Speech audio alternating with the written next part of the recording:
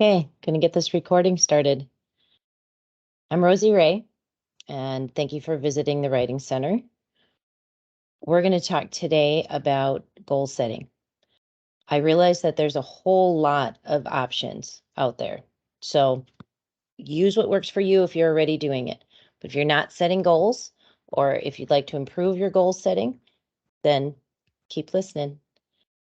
Now, we all know that setting goals is a very important technique in achieving academic success. I mean, there are many types of tools. There's a lot of approaches to goal setting. You need to pick whatever works for you, but I suggest that you follow these simple steps for success. We don't want to set up mixed goals. We want to be specific in what we want to do, identify short, long, and reach goals, identify branching goals or dependencies, promise a reward and keep your promise, and be flexible and allow for change. So what do we mean by that? So the first one is probably the most personal and tricky one.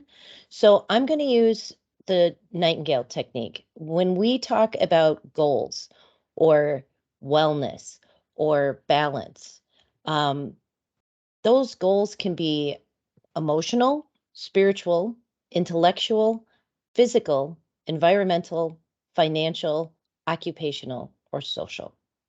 Okay, so when I say don't set mixed goals, what do I really mean?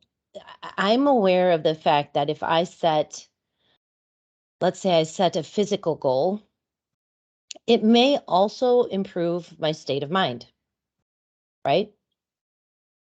But I need to decide when I'm setting that goal, what was my primary purpose? Because I'm going to approach the goal differently. So again, the goals can be emotional, spiritual, intellectual, physical, environmental, financial, occupational, and social. They may cross over, but we don't want to set a mixed goal for a mixed reason. We want to pick our primary purpose. It helps us plan. For example, I can tell you that I set a goal for myself. When I hit my 50th birthday, I'm like, oh, I love working out, but it's getting harder.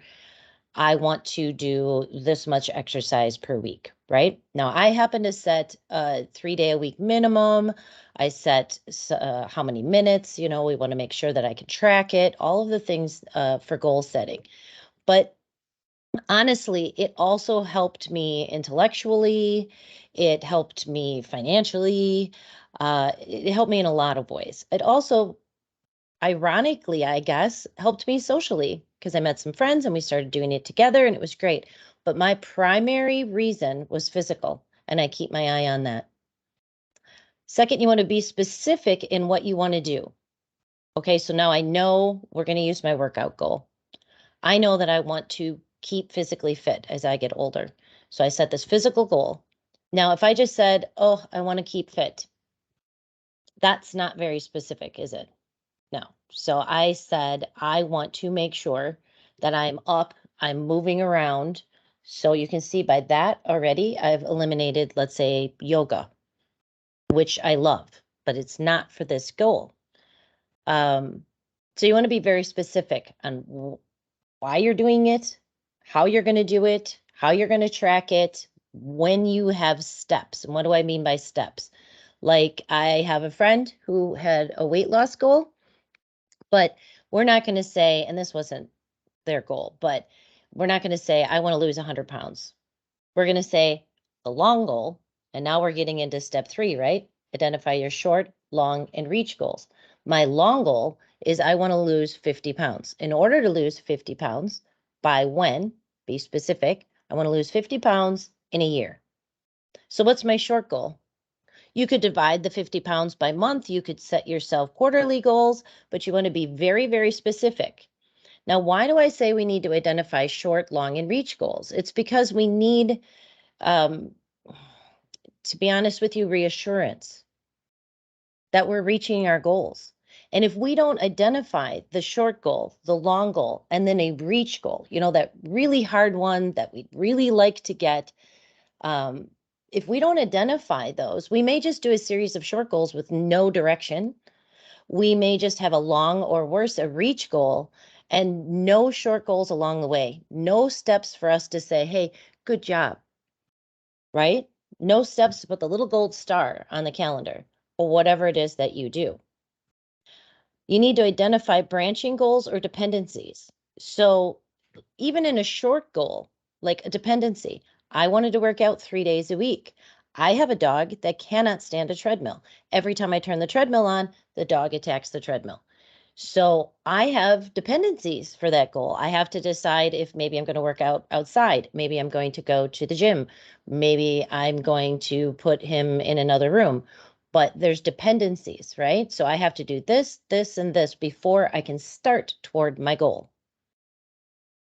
And then the branching goals may be something like I start working out 3 days a week. I start really enjoying it. I meet a fitness guru at the gym and they say, hey, I'd really like you to take this class. And it's a branch of my goal. It isn't exactly what I started out doing, but it'll still hit the goal. And so I set that goal as well. So maybe now I work out on my own twice a week and once with the fitness guru. Okay. Identify the branching goals, identify the dependencies. So that's the fourth point. Promise yourself a reward and keep your promise. And I don't mean a little. I want you to keep your promise. So if you say, you know, I set a goal that I'm going to read 3 books a week that have nothing to do with school. I'm going to read 3 books a week that have nothing to do with my career choice. They're going to be fun. They're going to be fluff. It's for me. Okay, so this may be an emotional goal for me. I find that it makes me a more emotionally fit person if I have relaxation time that includes reading things that I'm not prescribed. Okay, so it's not mixed. I specifically said it's going to be 3 books a week. I'm identifying this as a short goal. I'm identifying branching goals or dependencies. Well, I need to buy books, or I need to get a tablet, or I need to whatever that is.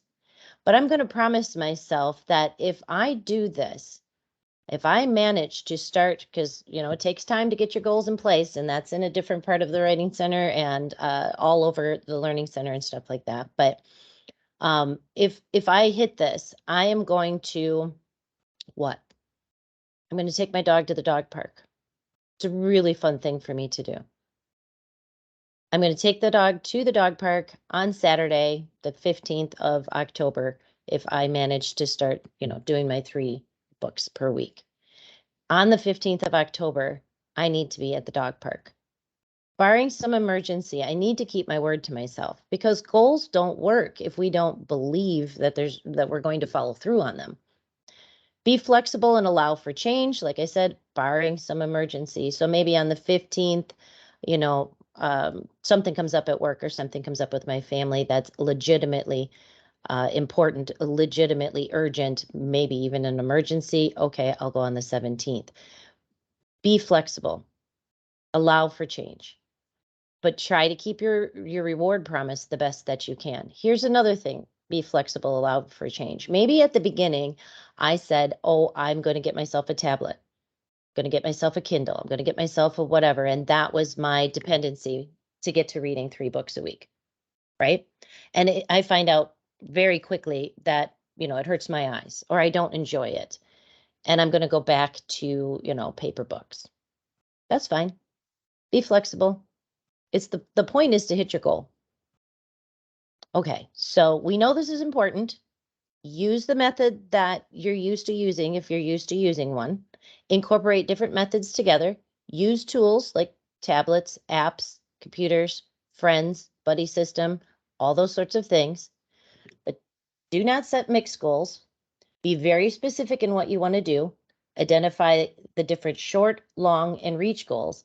Identify branching or dependencies. Promise a reward, keep your promise, be flexible, and allow for change. All right, well, that's just about that. As usual, if you have any questions, you can always reach out.